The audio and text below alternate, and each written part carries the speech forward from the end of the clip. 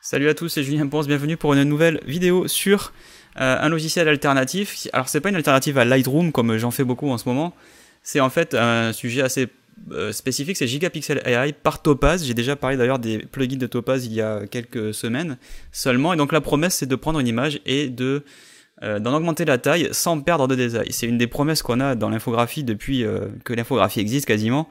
Vous voyez ça dans les logiciels de police ou de police scientifique dans les séries télé où ils vont aller augmenter la taille pour lire une plaque et ils vont garder les détails et retrouver des détails. Évidemment tout ça, jusque-là n'était pas possible, il ne l'est toujours pas dans une certaine mesure évidemment.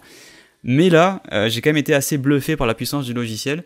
On va aussi démarrer Photoshop parce que Photoshop sait faire ça aussi. Il ne prétend pas de le faire aussi bien, mais Photoshop a eu une mise à jour, je crois que c'était la CC 2017, où on a ajouté cette fonction en fait.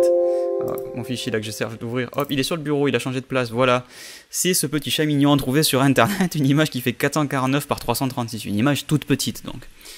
Et si j'ai envie de faire un tirage avec ce truc-là, imaginez, alors vous allez me dire, bon, on est dans la science-fiction, là on fabule, on va prendre des petites images pour les mettre en très gros, mais à quoi ça peut bien servir? Mais voilà, je pense que comme moi, vous avez des vieux téléphones ou des vieux appareils photo, de l'époque où les téléphones prenaient des photos minables.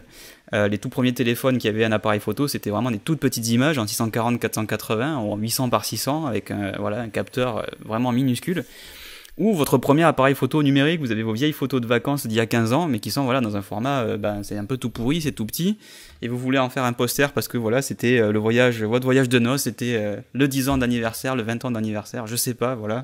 J'essaie d'imaginer un scénario, mais vous avez compris l'intérêt quand même, c'est-à-dire que nos premiers appareils numériques étaient quand même pas géniaux, c'est le moins qu'on puisse dire. Donc on se retrouve avec des images bruitées, avec un piqué qui était quand même, pardon, voilà, tout relatif, c'est-à-dire que ce qui était net, mais bon, c'était pas dingue.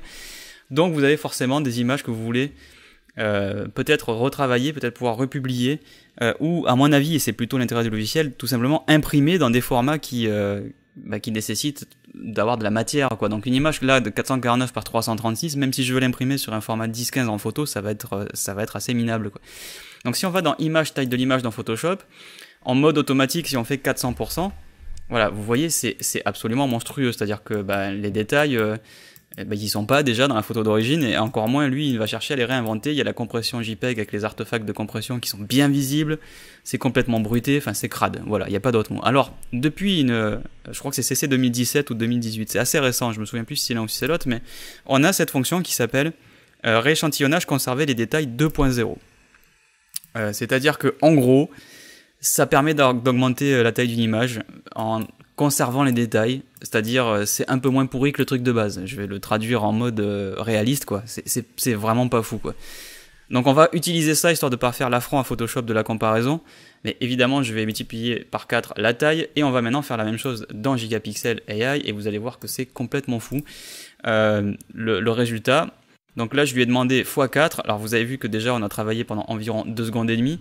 Donc si je regarde ici, c'est très intéressant puisqu'on a le sujet qui est net, forcément, et on a l'arrière-plan de la photo qui lui est flou, mais qui a quand même des détails de texture avec un parquet, avec des stries. Et regardez comme, je sais pas comment le décrire tellement c'est incroyable, mais évidemment un chat sur les côtés de son corps, il y a des petits poils qui dépassent. Et ça se mélange ici parfaitement avec l'arrière-plan qui est flou.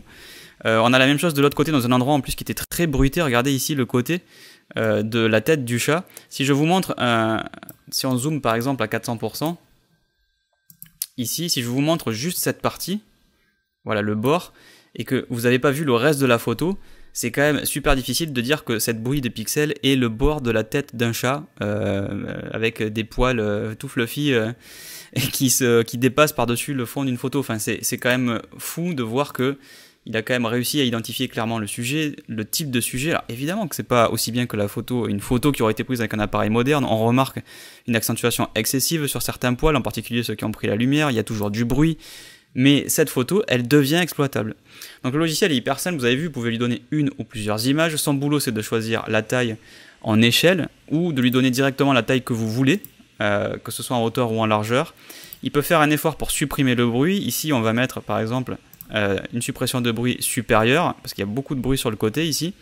On va lui donner un endroit où sortir la photo, c'est-à-dire ici sur le répertoire d'origine, bon moi c'est le bureau, et on va sortir en JPEG. On va lui dire ok, on peut faire ça sur toute une série de photos, donc si vous avez une vieille carte mémoire, des photos de voyage qui nécessiteraient ce traitement, vous lui balancez tout le répertoire et boum, il va s'en sortir. Donc on va ouvrir ça dans Photoshop et on va comparer, et ça va faire très très mal, puisqu'évidemment la comparaison, elle est, on peut pas comparer. Donc je vais mettre les deux en réorganiser, deux vignettes verticales. Je vais décocher zoom fenêtre, voilà, pour mettre les deux tac à 100%, et puis je vais prendre la main pour que les deux soient au même niveau à peu près, tac, voilà, et on va activer maintenant la synchronisation de la main et du zoom fenêtre, ce qui fait que je peux zoomer en même temps. Donc évidemment quand on regarde une photo comme ça, et je le dis dans tous mes tutos, si on regarde une image à un quart, bon, l'original à droite, elle passe, forcément. Même avec l'accentuation qui n'était pas super de Photoshop. Mais dès qu'on va mettre à 100%, bon, et là, évidemment, je pense que déjà, comme on dit, il n'y a plus photo. Et le travail est excellent, que ce soit sur le sujet, mais aussi sur les parties floues de l'image. Et c'est là où ça me bluffe, c'est sur la gestion de la profondeur de champ entre le moment où le net passe juste devant le flou et qu'il y a quand même une différence bien faite entre les deux plans.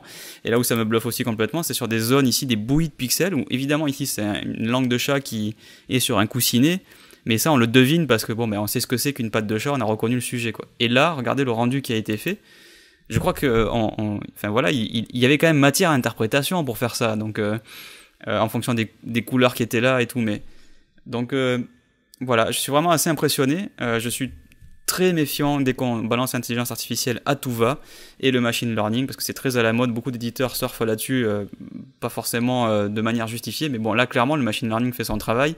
Je pense que le sujet dans les coulisses a été identifié, et que puisque le sujet a été identifié ainsi que ses propriétés, il y a un traitement qui a été fait différent sur différentes parties de l'image. C'est pas juste un sharpen dégueulasse comme le fait plus ou moins Photoshop avec un denoise derrière.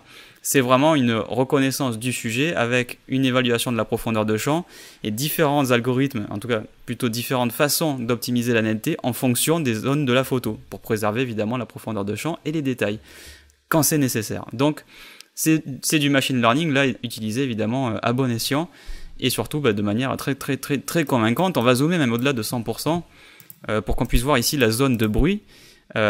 Évidemment il y a du bruit, évidemment il y a trop de bruit si on veut utiliser cette photo pour un truc professionnel, mais voilà, faut pas oublier d'où on part quand même. On part quand même de super loin. Ce truc là maintenant on pourrait pour le coup alors le balancer dans Topaz Denoise, puisque Topaz dispose aussi d'un algorithme de débruitage très très performant, largement supérieur à celui de Photoshop. Mais si vous êtes si vous voulez pas acheter des tonnes de plugins en plus, déjà Camera Raw là-dessus sur un débruitage RVB fera une bonne partie du travail, quoi. Mais quand même, juste pour l'accentuation de taille, moi je trouve ça absolument ahurissant d'arriver à un tel résultat en partant de si loin. Ça veut dire que voilà, des images qui n'étaient pas propices à être imprimées, de bonne qualité, parce que trop petites, parce que trop bruitées, parce que voilà, issues d'un capteur beaucoup trop vieux, elles le deviennent. Vous pouvez sortir des photos de votre premier appareil photo sur votre téléphone d'il y a 15 ans, je dis même pas smartphone, parce qu'il y a 15 ans il n'y avait pas de smartphone, et vous allez pouvoir le faire. Ça devient possible, alors qu'à l'époque, vous aviez pris une photo en 800 par 600, on pouvait rien en faire. Si on multipliait la taille par deux pour faire ne serait-ce qu'un tirage 10-15, c'était déjà un problème, on voyait déjà la bouillie de pixels, on voyait déjà la perte de détails. Donc c'est très très très malin, c'est plutôt bien fait. À vous de voir si ça vous intéresse, parce qu'évidemment c'est l'achat d'un logiciel supplémentaire. Pour tous ceux qui sont définitivement dans le business de restaurer des vieilles photos, que ce soit pour de l'immobilier ou pour d'autres types d'utilisation, ou pour une utilisation personnelle, pour ceux qui veulent vraiment faire l'album de famille, pour retrouver des souvenirs, pour restaurer des photos avant qu'elles soient perdues, parce que voilà, les cartes mémoire elles sont vieilles, les disques durs ils sont vieux, et puis les appareils photo maintenant certes peuvent faire beaucoup mieux, mais les écrans aussi. Ça veut dire que regarder des vieilles photos sur des écrans modernes, évidemment on va voir tous les défauts. Donc voilà, si vous voulez vraiment donner un coup de jeunesse à vos photos, que ce soit pour du tirage ou pour de l'affichage sur des écrans Retina ou haute densité, ce logiciel rend ça possible. Il le fait très très bien et il le fait très vite. Et il le fait beaucoup mieux que Photoshop. Donc je sais pas pourquoi, ou si ça intéresse pas Adobe, ou si un jour ils vont racheter cette technologie, je sais pas pourquoi ça n'a pas encore été fait, pour être honnête, puisqu'ils l'ont fait récemment, d'ajouter cette nouvelle fonction conserver les détails 2.0, mais voilà, face à Gigapixel, évidemment ça fait pas du tout le poids. ça souffre vraiment de la comparaison. Donc je sais pas si c'est quelque chose qui intéresse Adobe, peut-être que s'il faut, ce sera inclus dans une nouvelle mise à jour de Photoshop bientôt. Et dans ce cas-là, on pourrait se dire qu'on a acheté le logiciel pour rien, mais je pense que, à mon avis, c'est quand même pour Adobe et pour Photoshop une petite niche, je suis pas sûr que ça les intéresse beaucoup. Et si votre besoin il est immédiat pour changer la taille des photos, voilà, Gigapixel il existe et il fonctionne dès maintenant, donc à vous de voir si l'achat est pertinent pour vous. Donc dites-moi ce que vous en pensez. Moi j'ai tout simplement été bluffé, on le voit à l'écran, je veux dire, on a la preuve par A plus B que ça fonctionne vraiment très bien.